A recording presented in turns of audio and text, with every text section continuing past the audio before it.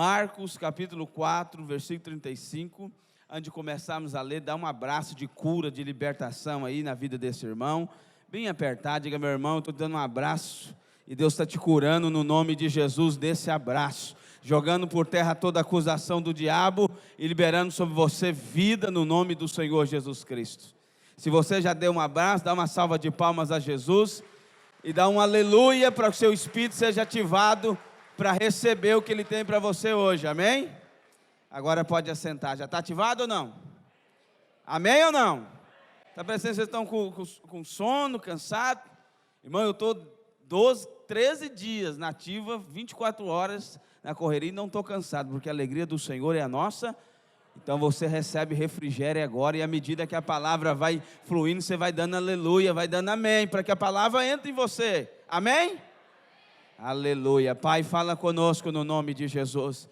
Libera espírito de vida, espírito de revelação. Espírito Santo, que a Tua palavra nos guie hoje, Senhor, rumo ao propósito. Nós rejeitamos tudo aquilo que é natural, rejeitamos todo medo, toda acusação, colocamos a nossa mente cativa à obediência à Tua palavra e declaramos que nessa noite é a noite que o Senhor preparou para milagres, para cura, para libertação e para restauração. Pai Santo, eu não sei porque o Teu Filho entrou nesse prédio, mas eu sei que Ele não vai voltar da mesma forma. Eu comando os Teus anjos agora, para que eles possam trabalhar em favor da igreja, e quem crê diga amém. Marcos capítulo 4, versículo 35 diz assim, o tema é: tudo depende de quem está no barco com você. Tudo depende de quem está no barco com você. A Bíblia diz: e naquele dia, sendo já tarde, disse-lhes: passamos para o outro lado. E eles, deixando a multidão, levaram consigo, assim como estava no barco. E havia também com eles outros barquinhos.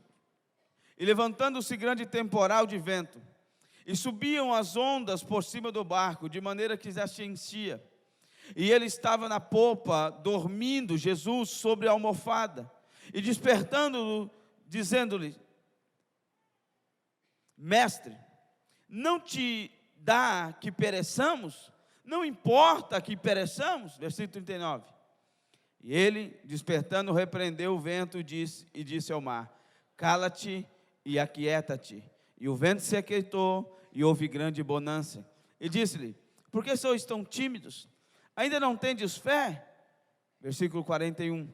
E sentiram um grande temor, e diziam uns aos outros: mas quem é este, que até o vento e o mar lhe obedecem?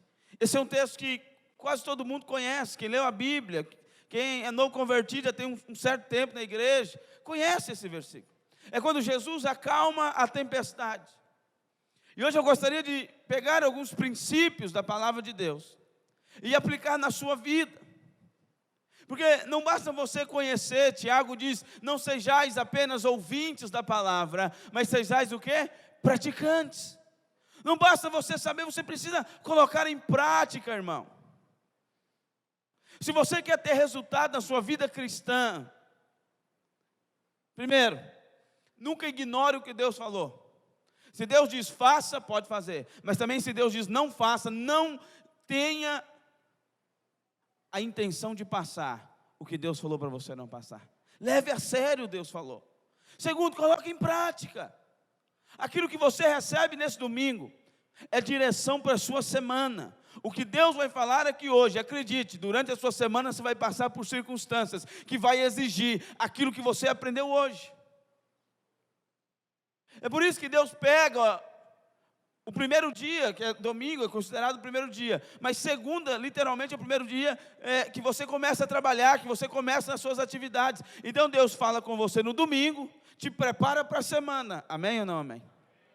E a Bíblia diz que Jesus chamou os discípulos à noite, final da tarde, na verdade, e falou: vamos atravessar. Ele está atravessando até a região de Gadara. Ele não foi por acaso.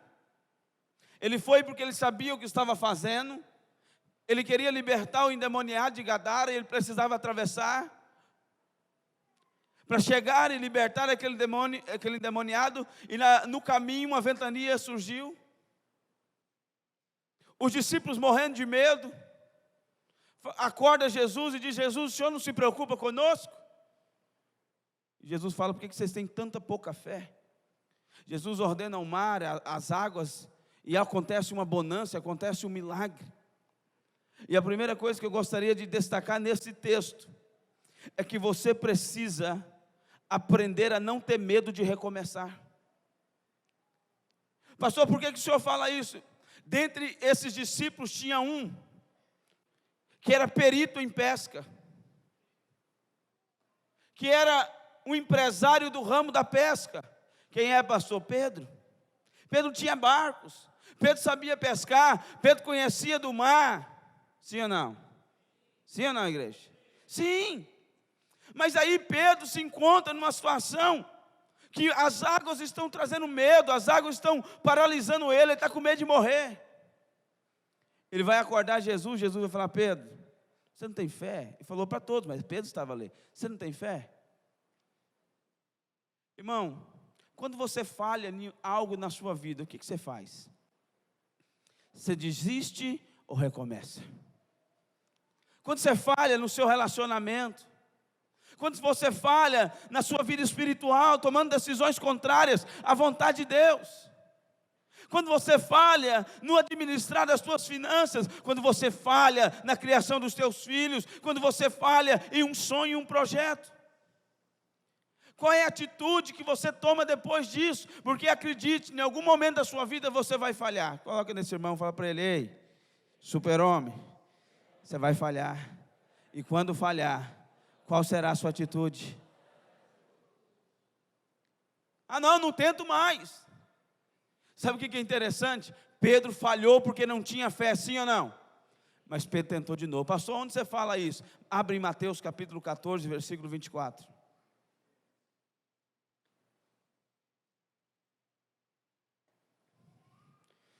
Mateus capítulo 14, versículo de número 24. Sabe, irmãos, aquela ventania era uma oportunidade para Pedro, para os discípulos experimentarem milagres. As circunstâncias são uma oportunidade para Deus nos usar. A sua célula é uma oportunidade para Deus te usar. Nós precisamos aprender, irmãos, a perceber as oportunidades de Deus. E a Bíblia diz em Mateus 14, 24: e o barco estava no meio do mar, açoitado pelas ondas, porque o vento era contrário. Mas na quarta vigília da noite, dirigiu Jesus para eles, andando por cima do mar. E os seus discípulos, vendo andar sobre o mar, assustaram-se, dizendo: é um fantasma. E gritaram com medo. Jesus, porém, lhe falou logo, dizendo: tem bom ânimo, sou eu, não temais. 28.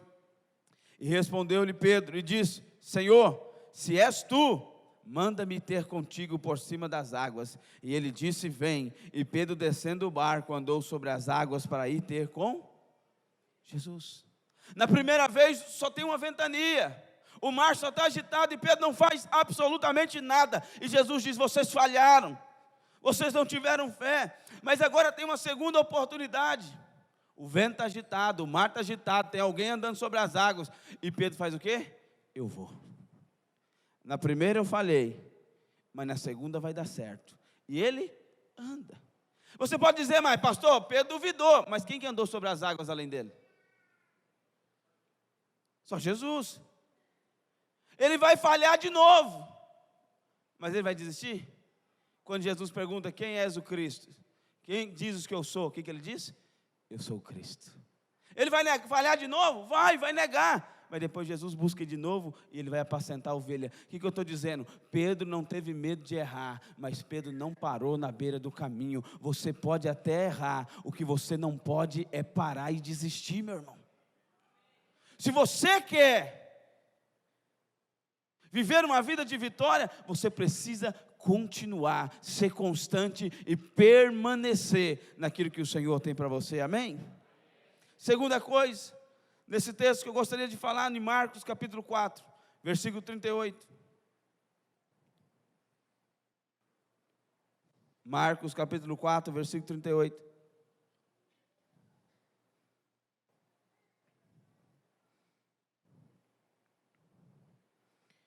Diz assim: e estava na popa dormindo sobre uma almofada e despertaram, dizendo: Mestre, não se te dá que perecemos?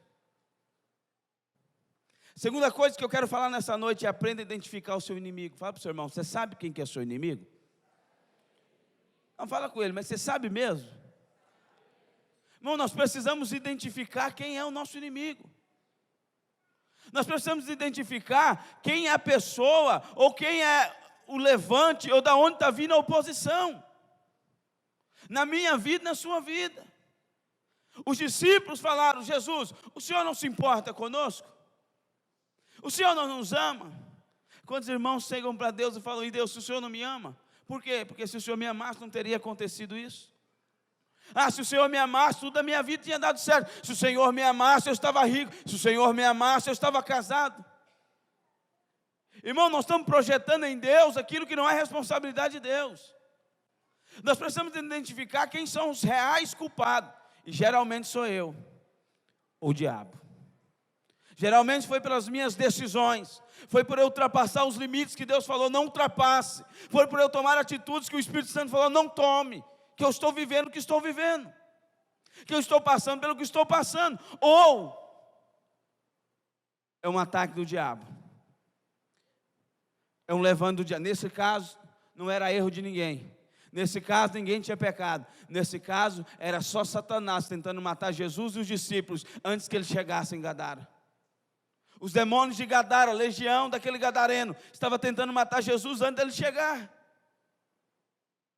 Você precisa identificar qual é o seu inimigo, para que você possa lutar. Você está lutando achando que Deus é o seu inimigo? Deus está do seu lado, amém, igreja? Deus está do seu lado, então foca no inimigo sério, certo? Nós precisamos, irmãos, vencer a síndrome de Adão. E pastor Francisco, qual é a síndrome de Adão? Gênesis capítulo 3, versículo 11. Gênesis capítulo 3.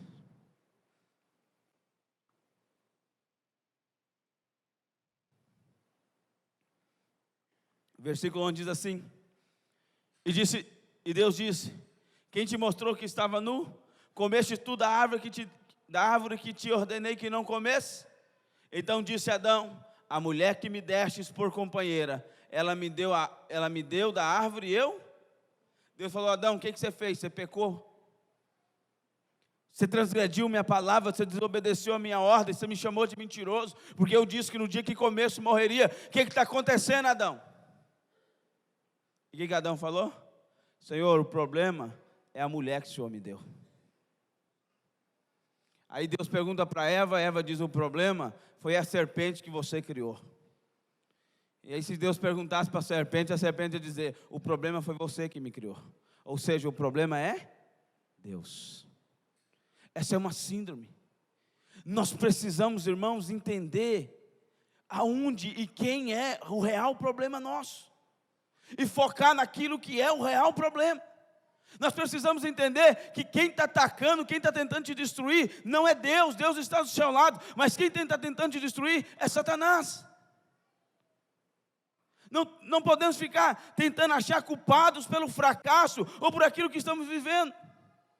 Precisamos abandonar toda justiça própria, todo sentimento de inferioridade. Ah, pastor, o problema é que eu nasci pobre, eu nasci nessa família, eu nasci nessa cidade. Irmão, isso não é problema. O problema é que os teus olhos estão no lugar errado. Se você olhar para o Senhor pode reverter qualquer situação em seu favor. Aonde estão os teus olhos? Os olhos dos discípulos estavam em Jesus, querendo culpar Jesus, querendo acusar Jesus. Tem muitas pessoas querendo culpar Deus pela vida miserável que se encontra, e não tem coragem de buscar a Deus para ter uma transformação. Amém, irmãos? Terceiro, versículo 39, Marcos 4, 39.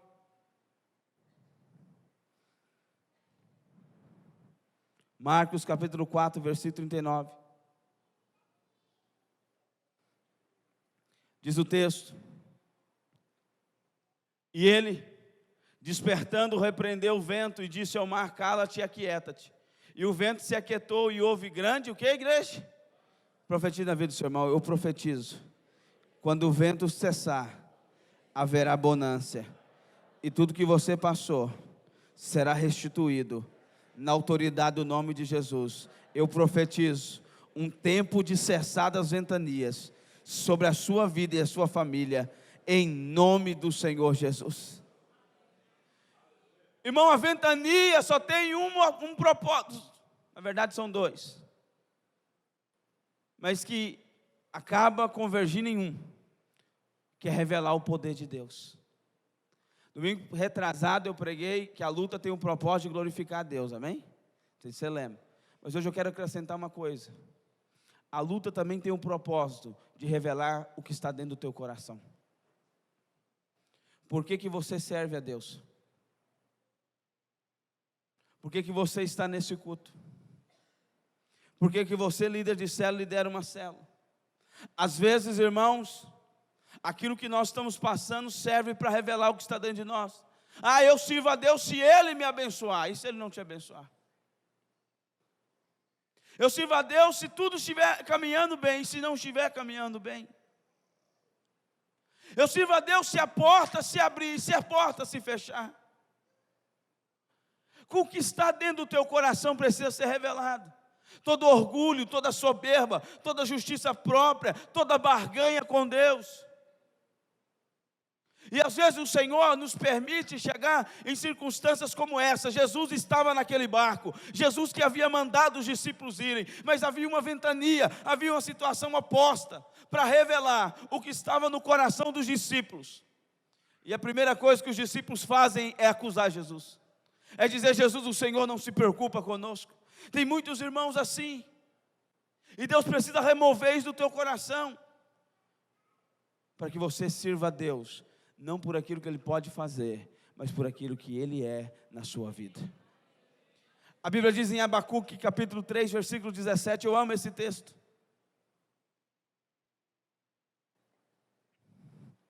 Abacuque 3, 17.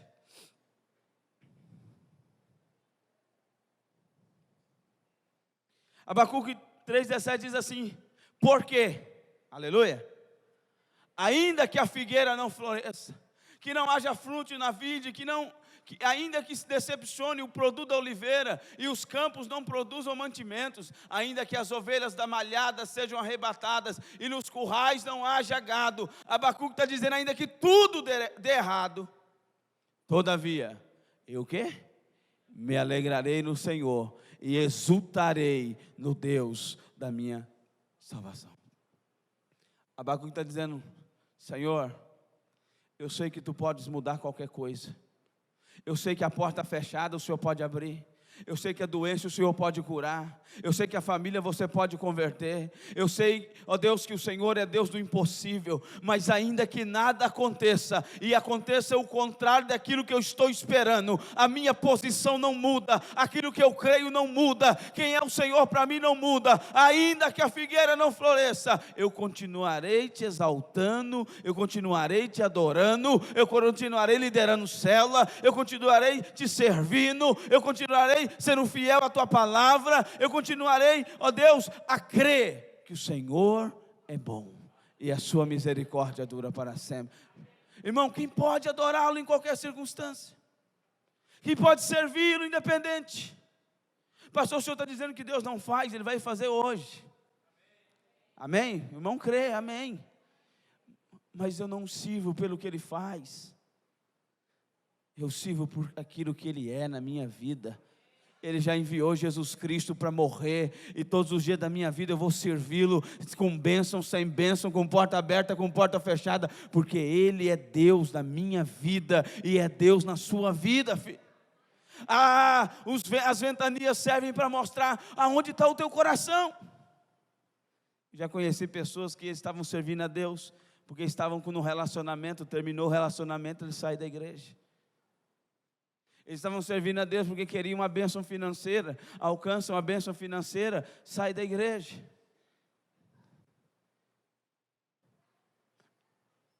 Porque o coração está nas coisas, na mão do Senhor, no que Ele pode te dar, no que Ele pode fazer, e Ele pode fazer muitas coisas, você crê nisso? mas o seu coração tem que estar no que Ele é. Ele é Deus, Jesus Cristo é o Messias, e o Espírito Santo habita dentro de nós. Nós vamos servi-lo, nós vamos pregar o Evangelho dEle, com bênção sem bênção, com luta sem luta, porque a ventania pode até vir, mas ela será cessada no nome de Jesus. Quarto, ainda no versículo 38 de Marcos capítulo 4, a Bíblia diz que os discípulos então acordam Jesus. Uau, eu acho isso extraordinário, porque quem pesca sabe que é impossível dormir num barco, ainda mais num barco com ventania, mas Jesus estava dormindo, com um travesseiro, porque Jesus pode descansar, porque aquela ventania era para matá-lo. O diabo queria matar Jesus antes da hora, mas Jesus sabia que nenhum dos planos de Deus pode ser frustrados. Jesus sabia que o diabo não tinha poder para matá-lo. Jesus sabia que ele não iria morrer antes da hora. Então o diabo está tentando matar, o que ele está fazendo? Dormindo. E os discípulos então acordam a Jesus. Irmão, deixa eu te falar uma coisa, só pode acordar Jesus quem confia que Ele pode resolver o problema. Só pode acordar Jesus quem sabe quem Ele é. E pastor, então como que eu acordo Jesus hoje? A maneira que nós acordamos Jesus hoje é através da oração da fé, é através da ativação do músculo da fé, é através de orarmos. Irmão, só ora, vou repetir, só ora quem depende de Deus.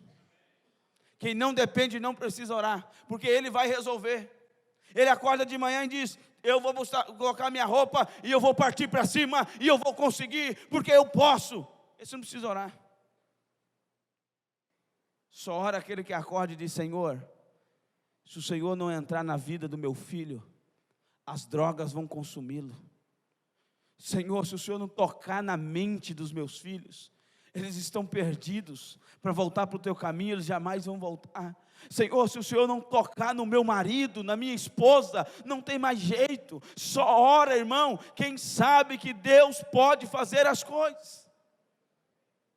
É por isso que Deus nos deu uma direção nesses dias. Qual direção? Chama a igreja para orar 2 dias.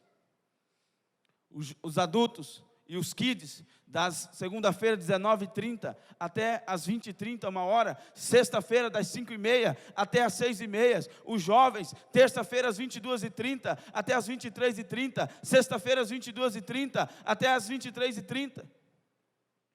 Eu te pergunto, sem te acusar, mas te pergunto, aonde você está? Pastor, não tenho tempo. Pastor, é corrido demais. Só acorda Jesus quem confia que Ele pode mudar a sua vida. Lutero dizia: nos dias que eu estou mais corrido, nos dias que eu preciso resolver mais coisas, são os dias que eu preciso orar mais. Mas nós queremos fazer o contrário. Irmão, quem parou aquela ventania? Foi quem? Foi quem? Foi quem, igreja? Quem pode parar a ventania na sua vida? Então comece a buscá-lo. Comece a ter Ele como prioridade. Comece a colocar a sua confiança nele. Deus está movendo de uma forma sobrenatural nessas orações. Todos os dias tem milagre, né, irmão Ademar? Todos os dias alguém compartilha um milagre. E eu quero que você também compartilhe o milagre. Venha orar conosco, filho. Venha orar um desses dias. Vem colocar diante do Senhor: eu dependo de Ti, eu preciso te acordar, para que essa ventania cesse na minha vida, para que essa porta se abra na minha vida, para que essa situação se transforme na minha vida, e eu te acordo usando a minha fé, porque a fé acorda o Senhor, amém? O que mais eu quero falar nesse texto? Quinto, só vou até o sexto para você entender. Quinto,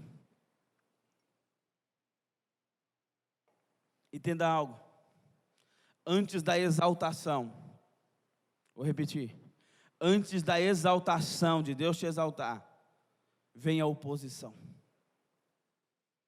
Jesus ia fazer algo extraordinário. Ele ia chegar até Gadara, pisar em Gadara. Quando ele pisasse em Gadara, um endemoniado já ia vir gritando: que tem eu contigo, Jesus. porque ele sabia quem estava chegando. Jesus ia ser engrandecido, ele ia expulsar aqueles demônios. Os discípulos iam ver que legiões se submetem ao poderio de Cristo. Aquela cidade seria ganha, porque aquele endemoniado seria liberto, e Decápole, 10 cidades ao redor, seriam ganhas pelo Evangelho. Haveria poder de Deus, glória para Deus, honra para Deus. Mas antes da exaltação vem o quê? A oposição. O diabo se levantou antes de ele chegar. Sabe, irmão, nós precisamos entender, isso aconteceu na vida de Davi. Você sabe o pior momento da vida de Davi, eu já preguei sobre isso, foi lá em Ziclac, quando ele perde a sua família, quando ele perde, os seus soldados perdem também a sua família, as suas casas são queimadas. Davi entra em desespero, chora amargamente, o povo quer matar Davi, pressão. Fala para o seu irmão, você quer poder de Deus? Fala para ele, quer ou não quer? Diga, quanto mais poder, mais pressão, porque é na pressão que o poder de Deus se manifesta. Pergunta para ele, está passando por alguma pressão aí? Então profetiza, se prepara para o poder de Deus na sua vida. Quanto mais pressão, mais poder de Deus. Davi está lá desesperado, querendo desistir, o povo querendo matar. Davi vai vencer a guerra, 3 dias depois é coroado rei. Antes da exaltação vem a Jó. Jó, irmão, perdeu a família, perdeu tudo. Mas a Bíblia diz, se você pegar o texto para ler, a vida de Jó, Jó capítulo 42, versículo 10.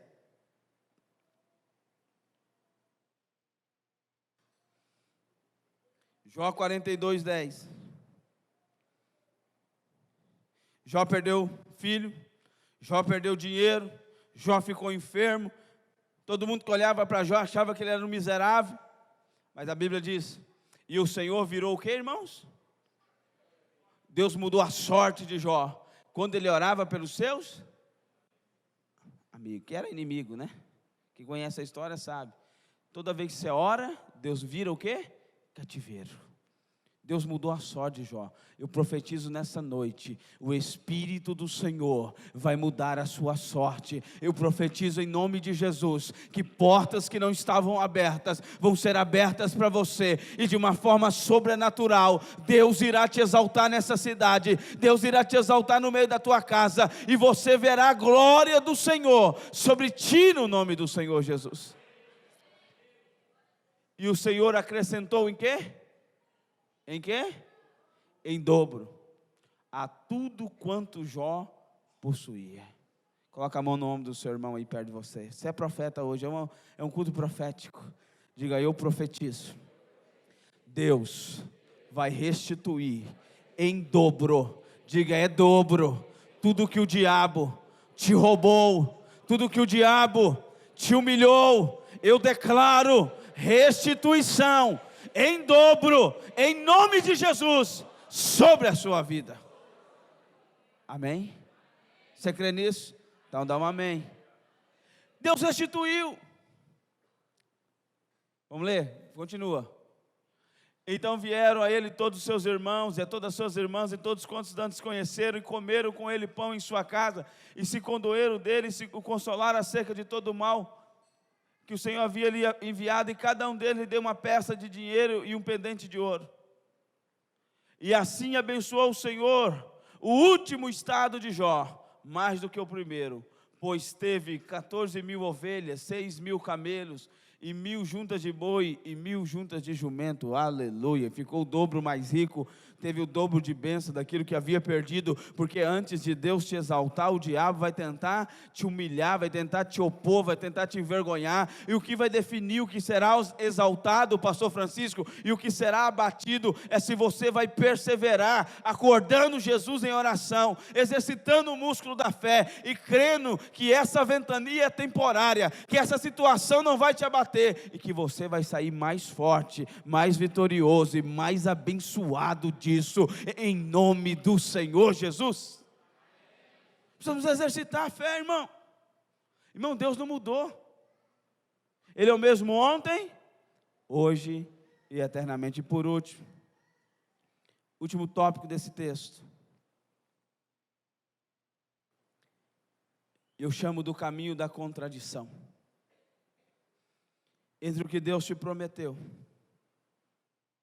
e o cumprimento da promessa, existe nesse intervalo o que eu chamo de caminho da contradição. Que é aqui a chave, se você vai ter vitória ou se você vai fracassar, se você vai vencer ou se você vai morrer na praia. Deus fez uma promessa, sim ou não? Quem tem promessa de Deus?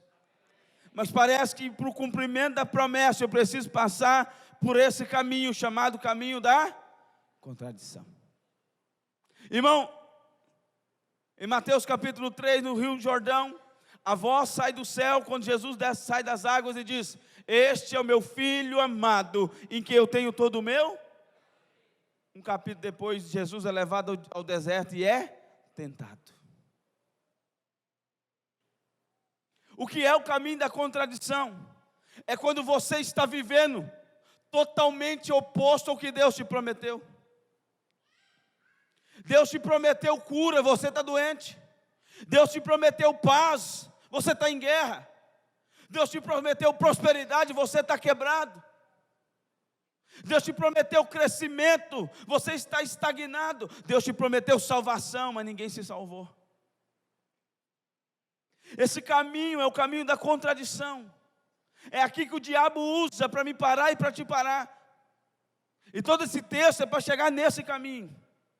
Tudo que eu falei é para te chegar nesse ponto. Porque tem irmãos aqui vivendo hoje o caminho da contradição. E está pensando em desistir. Mas Deus está falando com você hoje. Fica tranquilo que é só um caminho. Você vai passar por ele no nome de Jesus. Eu lembro do pastor Reinhard. Um homem que crê em cura. Um homem que crê em milagres. Mas o médico chegou para ele e disse: pastor, o senhor está com câncer, leucemia. E ele chegou na sua casa, deu a notícia, a família, claro, desesperou. Mas ele falou: fique tranquilo, Deus já me curou no nome de Jesus. Sabe, irmão, ficou anos e anos, sem nem nunca ter ido no médico. Ele não foi literalmente, eu iria, ele não. E depois ele foi fazer um check-up. Sabe o que ele constatou? Não tinha mais nada. Mas quando ele crê em milagre e está doente, ele está vivendo o caminho da contradição. Deus te prometeu muitas coisas. Deus prometeu salvar a sua família. Deus prometeu salvar o seu marido e a sua esposa. E às vezes ninguém está salvo. E você pensa: eu acho que Deus esqueceu, pastor. Não seja ingênuo e tolo para achar que Deus se esquece de alguma coisa. Não ache que Jesus não sabia quem estava ocasionando a ventania. Irmão, quem que fala com o vento? Vento fala por acaso? Sim ou não? Você acha que Jesus é doido de falar com o vento? Jesus estava falando com aquele que estava ocasionando o vento. E quem estava ocasionando o vento? O diabo. Jesus está falando hoje com aquele que está por detrás dessa ventania na sua vida. É Satanás, mas ele vai parar hoje no poder do nome de Jesus. Esse caminho da contradição, você vai romper ele hoje no nome de Jesus. Pastor, Deus me prometeu me prosperar, eu estou quebrado. Irmão, você imagina Deus falando para Abraão: você vai ter um filho. 25 anos depois ele não tem nada. O que passa na mente de um homem desse? Deus mentiu. Deus não é fiel. Será que era mesmo Deus? Eu senti, mas será que era? E aí as pessoas tendem, no caminho da contramão, tentar dar uma mãozinha para Deus. Deus está falando: espera em mim, que eu vou enviar o marido, eu vou enviar a esposa. Mas você fala: Senhor, tanto tempo se passou, eu preciso te ajudar. E acaba em relacionamentos frustrados.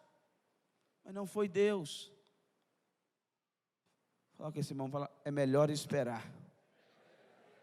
Porque Deus sempre envia o melhor para você. Fala para ele: é melhor esperar. Porque a porta dele sempre é a melhor para você. Nós precisamos compreender essa verdade. Deus não esqueceu o que Ele me prometeu há 10, 15 anos atrás. Deus não esqueceu o que Ele te prometeu hoje, filho. Só que nós precisamos passar por esse caminho, amém ou não amém? Nós precisamos passar por essa realidade, que é o caminho da contramão. Pastor, quem passa por ela? Quem acorda Jesus? Quem chama Jesus de Jesus? O Senhor nos chamou para ser discípulo. O Senhor nos falou que nós íamos realizar obras maiores. O Senhor nos falou que nós íamos edificar uma igreja, e essa igreja ia espalhar pelo mundo afora, essa igreja ia ser prevalecente. Mas eu me encontro na beira do barco, uma ventania está nos quase virando o barco e nos matando. Nós estamos na contramão da sua promessa, mas nós vamos te acordar, porque nós sabemos que quando te acordarmos, o Senhor vai fazer um milagre na nossa vida. Eu quero que você que está passando por esse caminho, fique de pé no nome do Senhor, fique de pé toda a igreja no nome do Senhor Jesus.